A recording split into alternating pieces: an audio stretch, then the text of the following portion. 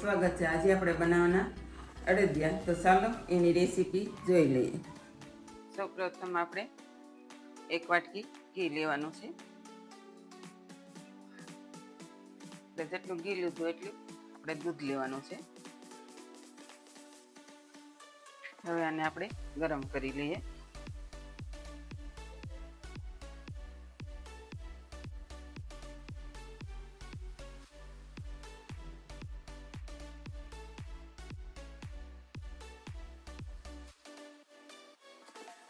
હવે આપણું આ ઘી અને દૂધ ગરમ થઈ ગયું છે।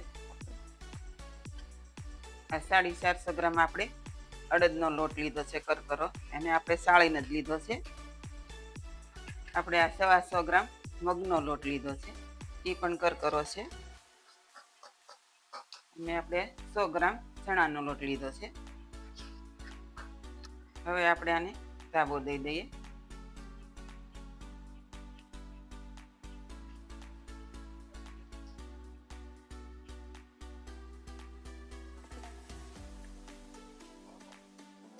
હવે આપણે આને મિક્સ કરી દઈએ।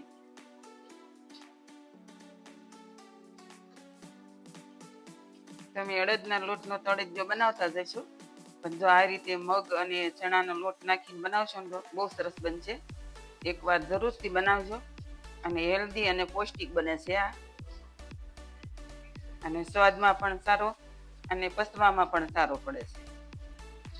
તો આવી રીતે તમે પણ બનાવજો। હવે આપણે આને હાથથી મિક્સ કરી દઈએ।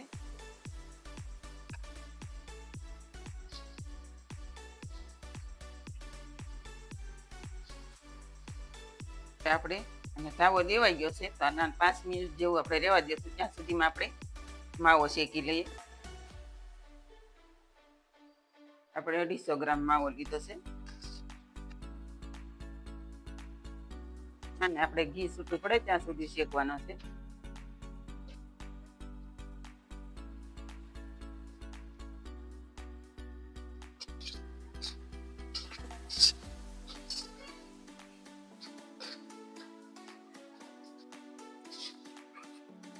હવે આપણો માવો શેકાઈ ગયો છે, તો આપણે ડીશમાં કાઢી લઈએ।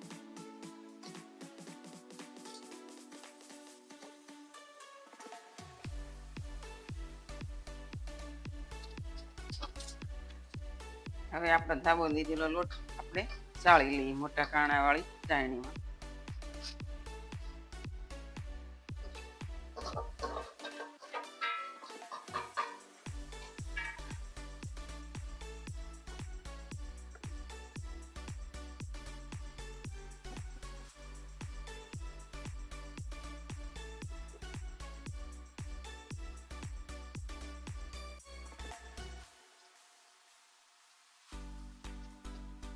હવે આપણો લોટ ચડાઈને રેડી થઈ ગયો છે, તો આપણે ઘી ગરમ કરવા મૂકી દઈએ।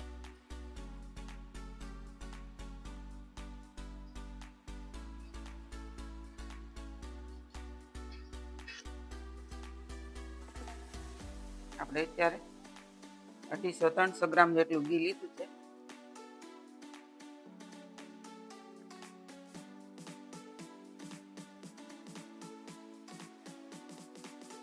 હવે આપણું ઘી ગરમ થઈ ગયું છે, આપણે લોટ એડ કરી દઈએ।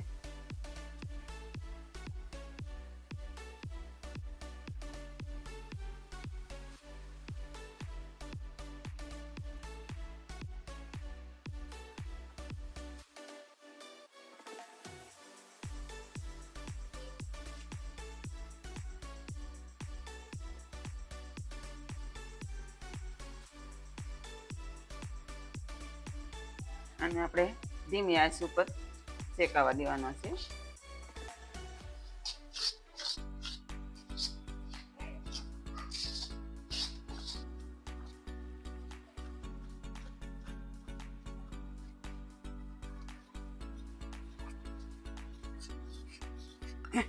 આપણો હવે અડધો લોટ શેકાઈ ગયો આવ્યો છે, તો એમાં આપણે 100 ગ્રામ જેવો ઘઉંનો લોટ એડ કરી દઈએ।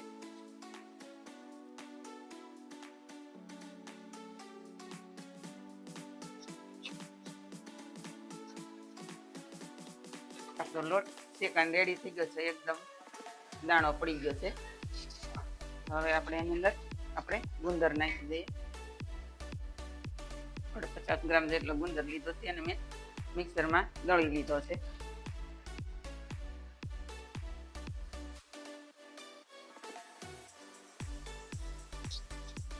તો તમે આવી રીતે ગુંદર નાખશો તો તમારે અલગથી તળવો નહીં પડે, હારે તળાઈ જશે.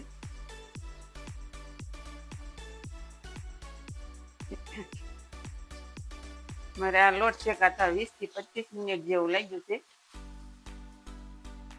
હવે આપણે આમાં 50 ગ્રામ જેટલી બદામના ટુકડા કરી લીધા છે, એ પણ એડ કરી દઈએ.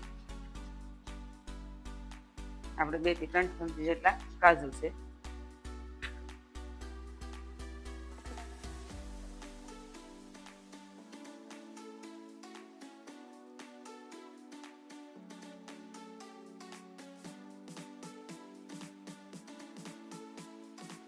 હવે આપણે આ માવો શેકેલો છે એડ કરી દઈએ.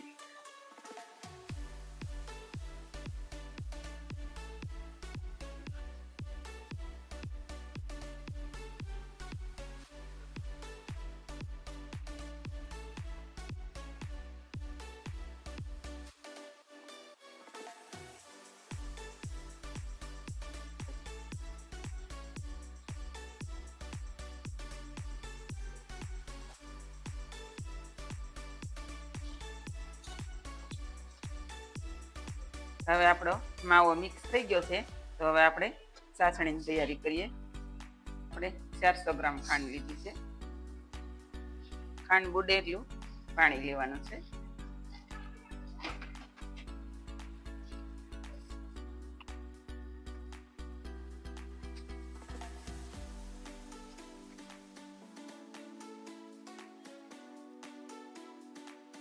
આપણી ચાસણી થઈ ગઈ છે. આપણે 1 થી 1.5 તાસ જેવું થઈ ગયું છે.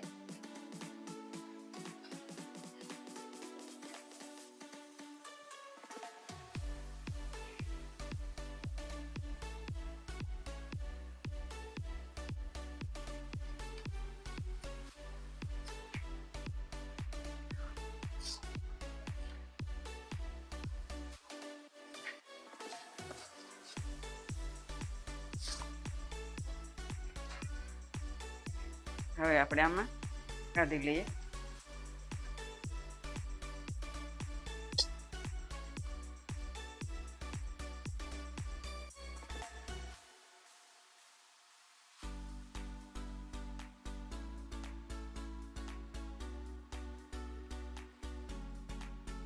ઉપરથી પિસ્તાની કતરણ નાખી દઈએ.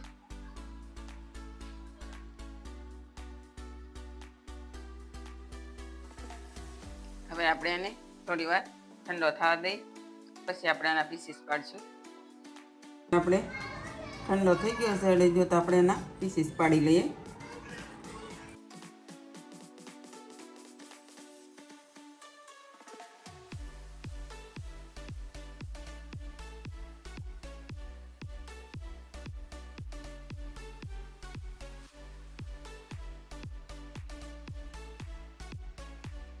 તૈયાર છે એવો સ્વાદ અને સુગંધથી ભરપૂર આપણો અડદિયો.